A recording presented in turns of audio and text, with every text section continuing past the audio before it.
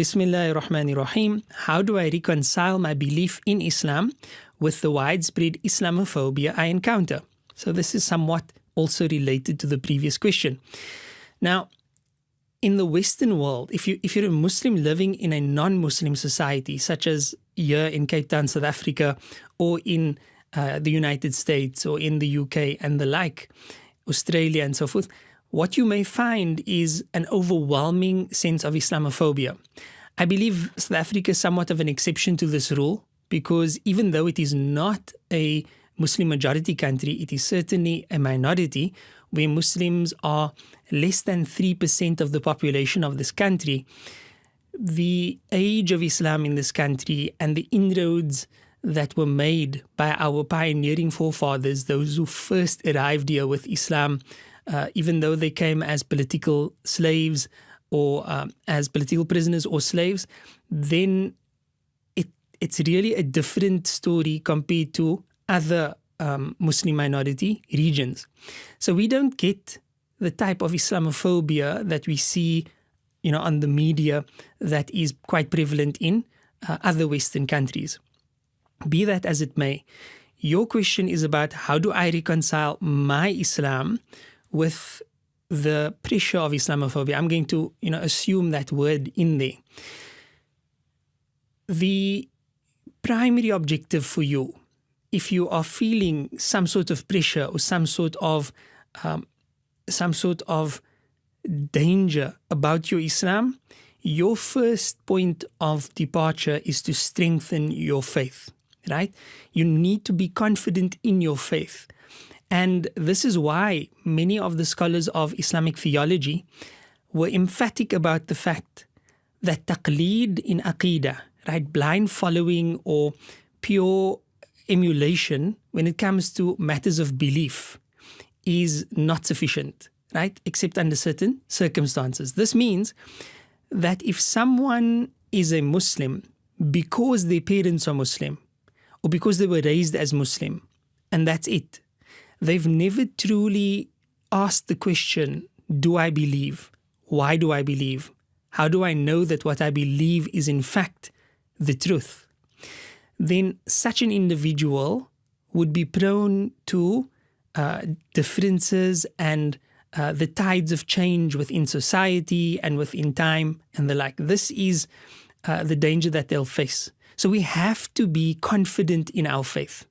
And I believe that there are many ways to become confident in one's faith, to grow in one's iman and to grow in taqwa Allah and consciousness of Allah subhanahu wa ta'ala. But as an academic departure point, it is critically important that we have a foundation of aqeedah. We need to know what we believe in and why we believe in it. So we actually have a course on seekersguidance.org called What Muslims Believe and Why, and it's based on one of the primers in Islamic theology, Imam ad-Dardir's Kharida al-Bahiyya, and it's taught by our founder and director, Shaykh Faraz Rabbani, Hafidhahullah ta'ala wa ra'ah.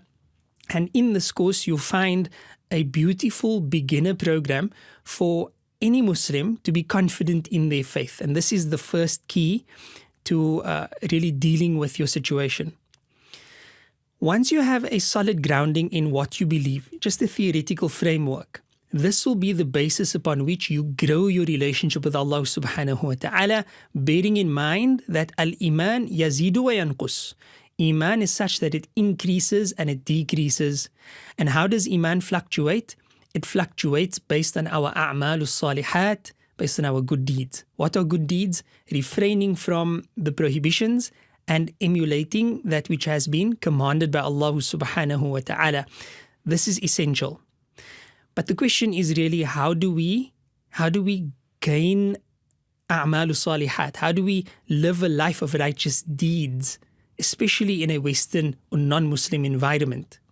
One of the keys to achieving this, in my humble opinion, is the company that we keep, right? Kunu ma'as sadiqeen, as Allah subhanahu wa ta'ala commands in the Quran, Ya ayyuhalladhina amanu ittaqullaha, O believers, have taqwa of Allah, wa kunu ma'as sadiqeen, and be with the people of truth, be with the people of truth.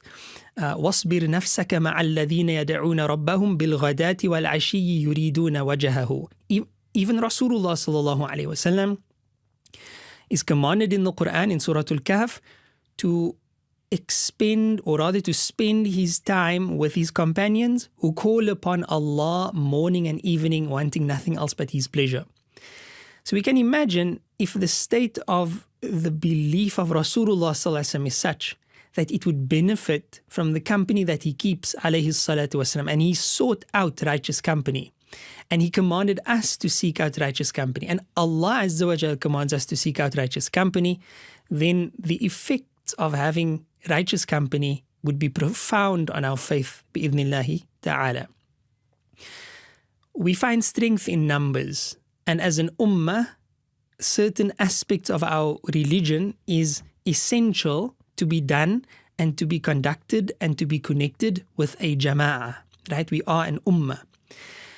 Once you have this, your foundation in Islamic Aqidah or Islamic theology, a life of a'malus salihat which you earn through the company that you keep, or rather you become inspired to lead such a life based on the company that you keep, and the ever increasing or ever continuing pursuit of sacred knowledge and sacred spaces. This, inshallah ta'ala, will give you the confidence that you require in order to overlook and in order to be tolerant of and in order to endure and even in order to combat the type of Islamophobia that we find in the modern world today. Islamophobia isn't something new, right? It's a new term perhaps, it's a modern term for a phenomenon that has always been prevalent. It's another form of racism, it's another form of supremism and so on, and all the isms, this time targeted specifically at Muslims. But we are also living in a world where the dynamics are changing, right, rapidly so. Islam is undoubtedly the fastest growing religion. This is just a matter of fact. And within the next 100 years or so, it's going to be the largest religion, bi'idhnillahi ta'ala. So what we need to do is essentially fulfill the task of our time so that we lay the ground for the next generation to enter into a better world, to enter into a world where Islam is even more widespread and accepted, and having eliminated all of the Islamophobia that faces us. La ilaha illallah Muhammad Rasulullah.